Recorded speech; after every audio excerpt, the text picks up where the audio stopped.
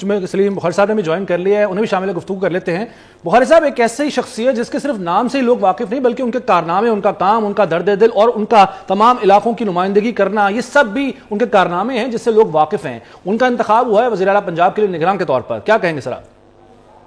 دیکھیے، پہلی بات تو یہ ہے کہ مجھے ذاتی طور پر اس کی بہت خوشی ہے اور ہمارے ادارے کے لیے یہ بہت بڑی اعزاز کی بات ہے۔ میں انہیں چونکہ بہت طویل عرصے سے جانتا ہوں، میری عزیزداری بھی ہے ان کے ساتھ اور میں نے ان کو بچپن سے دیکھا ہوا ہے، میری آنکھوں کے سامنے پورا ان کا کیریئر اور ان کا لائف ہے۔ میں سمجھتا ہوں کہ اس اہم پوزیشن کے لیے کوئی اور شخص اہل ہو ہی نہیں سکتا تھا۔ جو عوامی مسائل کی پلس پر ان کا ہاتھ ہے، اس کا سب سے بڑا ثبوت جو ہے وہ سٹی 42 چینل ہے، جس نے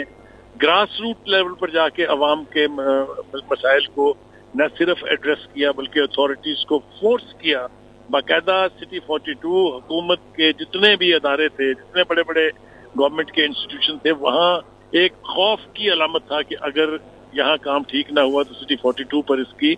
یعنی جو ہے وہ صورتحال واضح کی جائے گی اور پھر بچنے کی کوئی امید نہیں۔ تو جس طریقے سے درد ان کے دل میں ہے ایک عام آدمی کا، یہ واقعی بہت اپریشیبل بات ہے اور مجھے یقین ہے کہ جس قسم کا پولیٹیکل کرائسس، جس قسم کا اکنامک کرائسس اس وقت ہے، جس طرح کے عوام کے مسائل ہیں، غریب آدمی جس طرح پس رہا ہے، اس کے لیے ان کے دل میں چونکہ درد دل ان کا بہت جو his heart bleeds for common people، تو میں امید کرتا ہوں کہ وہ اپنے اس عہدے سے نہ صرف بہت اہل انداز میں نمودآزما ہوں گے اور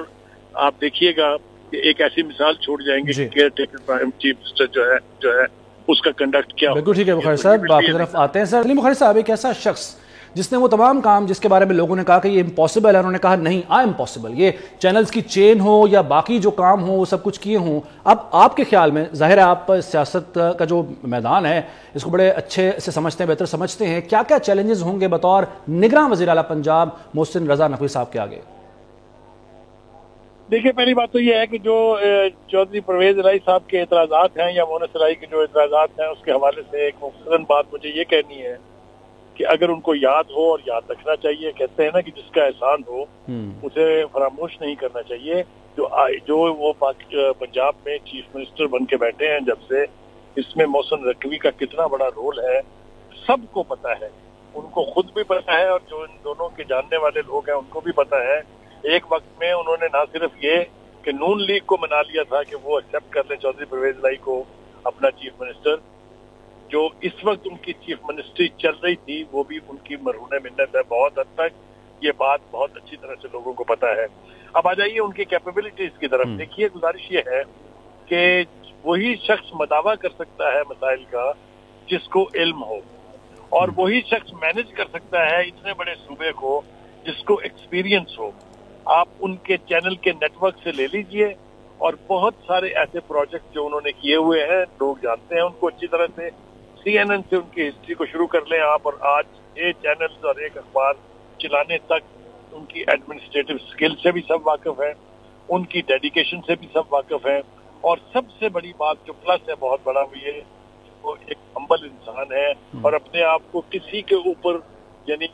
فاضل نہیں سمجھتے، یہ نہیں سمجھتے کہ وہ دوسروں سے بہتر ہیں۔ اپنے ورکرز تک کے ساتھ بیٹھ کے زمین پر کھانا کھانا ہو یا